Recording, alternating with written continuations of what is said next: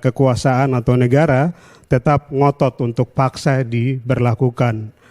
Walaupun sesungguhnya itu aspek terpenting dalam desentralisasi asimetrik itu yang harus dilihat itu adalah upaya menyelesaikan problematika.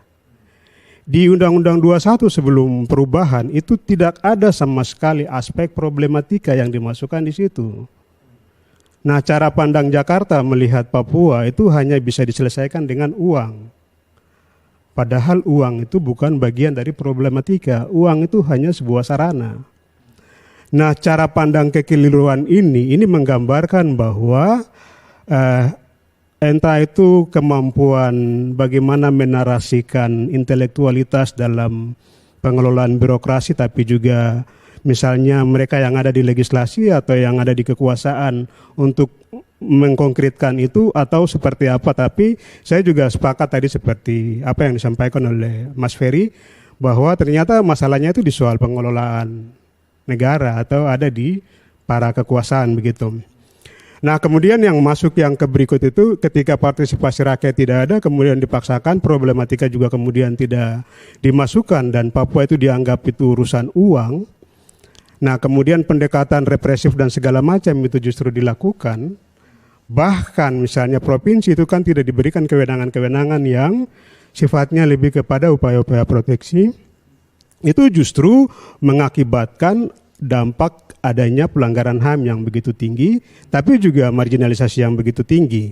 Nah, kita bisa lihat dari riset yang kemudian dilakukan oleh LIPI. LIPI itu kan mengkategorikan ada 4 masalah besar. Nah, kalau dalam semangat desentralisasi asimetris sendiri itu kita bisa lihat tentang adanya marginalisasi, pelanggaran HAM yang tinggi dan segala macam. Mestinya ketika negara atau pemerintah atau misalnya legislatif itu membuat sebuah rancangan undang-undang, itu aspek problematika itu yang mestinya harus dipikirkan dan dirumuskan dalam undang-undang supaya semangat desentralisasi asimetris itu adalah semangat untuk menyelesaikan problematika. Ini tidak ada, artinya bahwa ini kekacauan sangat fatal yang justru sudah dilakukan. Nah, kemudian yang berikut itu kita bisa lihat misalnya di soal perubahan ini. Undang-Undang 2 tahun 2001. Kalau kita cermati baik-baik itu pasalnya multitafsir semua. 2 pasal yang konkret itu hanya misalnya di pasal 76 dan 76 sama 68A. Ya, kalau 76 itu bicara tentang pemekaran provinsi. Pemekaran provinsi itu diambil alih langsung oleh pusat. Ini kan sentralistik banget nih. Kemudian yang berikut itu misalnya di pasal 6A itu dalam rangka pelaksanaan otonomi itu dapat mendirikan satu badan dan badan itu justru diduduki oleh wakil presiden.